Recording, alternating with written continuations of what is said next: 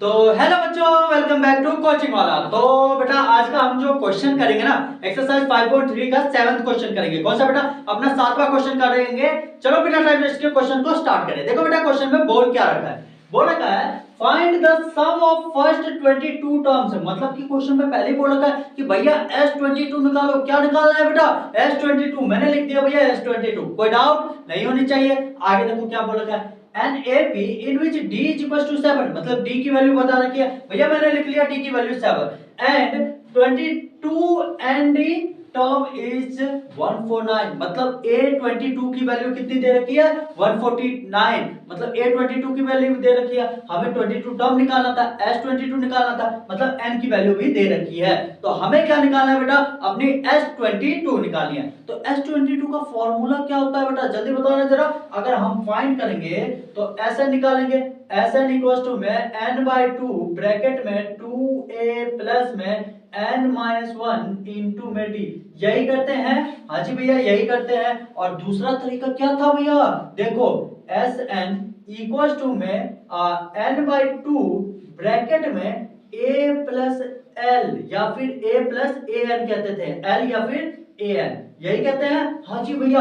अब भैया d भी दे रखा है, A22 टर्म भी दे रखा है, n भी दे रखा है, और क्या दे रखा है?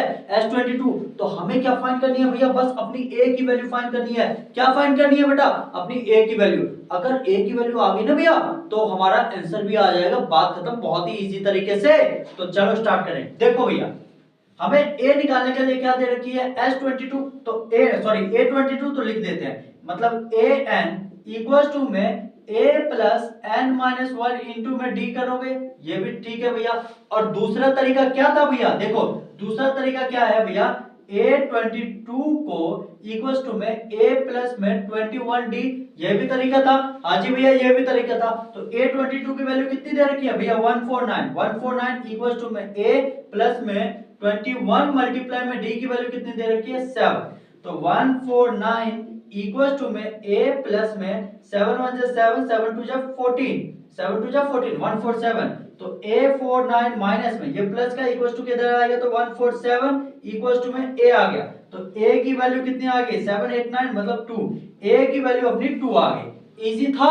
हाँ जी भैया a की वैल्यू आ गई। अब इसी फॉर्मूला में पुट कर दो। तो S22 निकालना था, तो 22/2 ब्रैकेट में 2 प्लस में al या al की वैल्यू कितनी आई थी? 149। लिख दिया भैया 149। क्लियर है? हाँ जी भैया। इससे ये गया 11। तो S22 कितना आ गया? 11 मल्टीप्लाई में 149 प्लस में 2 करोगे तो कितना? 151 आएगा। 151। अब इसको आपस में आप मल्टीप्लाई करोगे, आपस में मल्टीप्लाई करोगे तो कितना आंसर आएगा? जल्दी बताओ मुझे कितना आएगा?